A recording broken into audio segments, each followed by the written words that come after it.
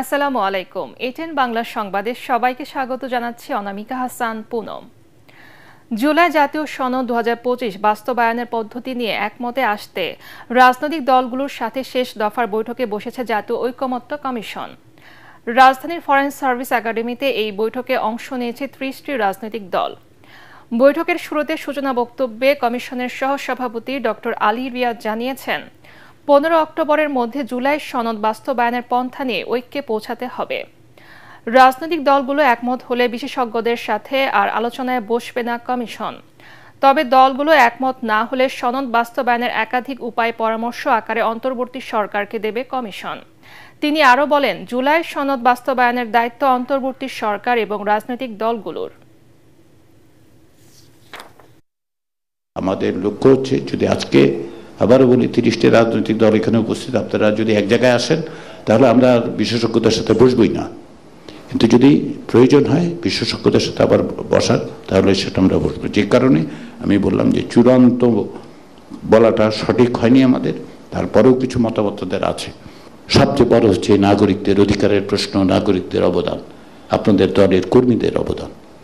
তারা আমাদের দিকে, যারা বেঁচে আছেন, যারা প্রাণ দিয়েছেন, তারা আমাদেরকে এই দায়িত্ব দিয়ে গেছেন। যারা বেঁচে আছেন আহত অবস্থায়, তারা আমাদের কাছে এই প্রত্যাশা করছেন, নাগরিকরা এই প্রত্যাশা করছেন। আসুন আমরা সকলে মিলে সেই প্রত্যাশার জায়গাটা থেকে যেতে পারি। এর আগে সকালে সনদ বাস্তবায়ন নিয়ে কমিশনের সভাপতি ও প্রধান উপদেষ্টা ডক্টর মোহাম্মদ ইউনূসের সাথে বৈঠক করেন কমিশনের সদস্যরা। এ সময় কমিশনের সহসভাপতি অধ্যাপক আলী রিয়াজ বলেন, খুব শিগগিরই অন্তর্বর্তীকালীন সরকারের কাছে চূড়ান্ত প্রতিবেদন জমা দেওয়া হবে। রাষ্ট্রীয় অতিথি ভবন যমুনা এই বৈঠকে প্রধান উপদেষ্টা জুলাই সনদকে একটি অকাট্য রাজনৈতিক দলিলে রূপান্তরের তাগিদ দেন। অধ্যাপক আলী রিয়াজ বলেন, কমিশন সব রাজনৈতিক দল ও গণমাধ্যমের কাছ থেকে ব্যাপক সহযোগিতা পেয়েছে।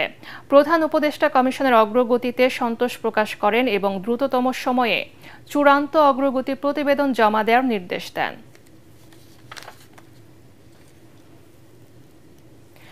দেশের মানুষের মতো বিশ্ববাসীও প্রত্যাশা করে ফেব্রুয়ারি নির্বাচনের মাধ্যমে বাংলাদেশে দ্রুত গণতান্ত্রিক প্রক্রিয়া ফিরে আসবে বলে মনে করে বিএনপি।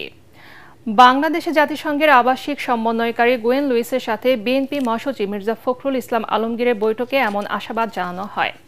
চেয়ারপারসনের গুলশান কার্যালয়ে মির্জা ফখরুলের নেতৃত্বে বিএনপির নীতি নির্ধারকদের সাথে বৈঠক করেন জাতিসংঘের আবাসিক সমন্বয়কারী গোয়েন লুইস।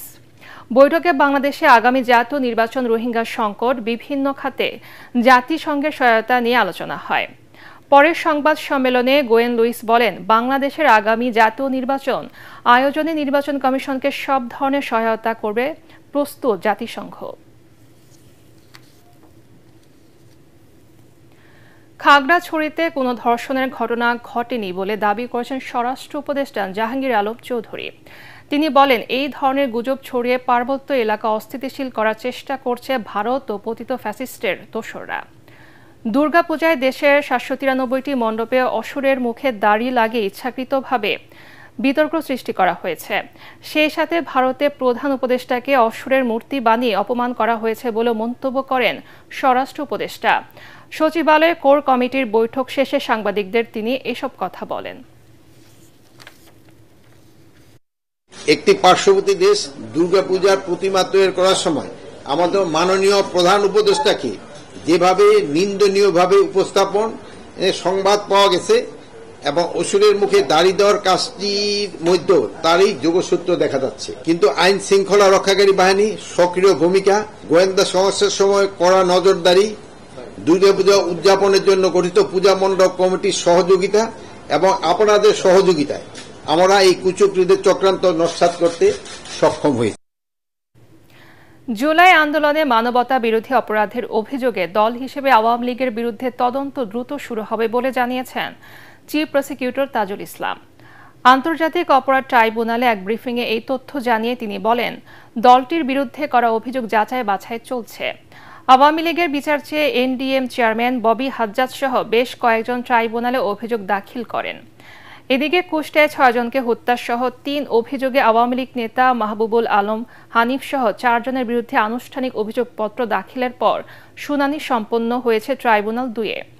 আগামীকাল অভিযোগ আমলে নেয়ার বিষয়ে আদেশ দেবেন ট্রাইব্যুনাল। এছাড়া ট্রাইব্যুনাল 1-এ চলছে চানখারপুলে 6 জনকে গুলি করে হত্যার মামলার সাক্ষ্য গ্রহণ। টি-20 সিরিজের তৃতীয় ও শেষ ম্যাচে শারজায় আজ রাতে আফগানিস্তানের বিপক্ষে খেলতে নামবে বাংলাদেশ। টানা 2 ম্যাচ জিতে আগে সিরিজটি নিজেদের করে নেওয়ায় টাইগারদের সামনে এখন রশিদ খানের দলকে হোয়াইট ওয়াশ করার হাতছানি। তবে প্রতিপক্ষকে হোয়াইট ওয়াশ করাটা মুখ্য নয় টাইগারদের কাছে। জয়ের ধারা অব্যাহত রাখায় লাল সবুজের দলের লক্ষ্য, আর সেটা করতে মনোযোগী এখন বাংলাদেশের ক্রিকেটাররা। এদিকে এই ম্যাচ জয়ে ফেভারিট হিসেবে খেলতে নামবে জাকের আলী তাওহিদরা। 2 দলের 15 বারের লড়াইয়ে বাংলাদেশ জিতেছে 8টিতে, আর আফগানিস্তানের জয় 7 ম্যাচে। শারজায় বাংলাদেশ সময় রাত 8:30টায় শুরু হবে ম্যাচটি। পরবর্তী সংবাদ দেখার আমন্ত্রণ জানিয়ে এখনকার মতো শেষ করছি। ATN বাংলা সংবাদ ইউটিউবে দেখতে ব্রাউজ করুন YouTube/ATN বাংলা নিউজ। ধন্যবাদ সবাইকে।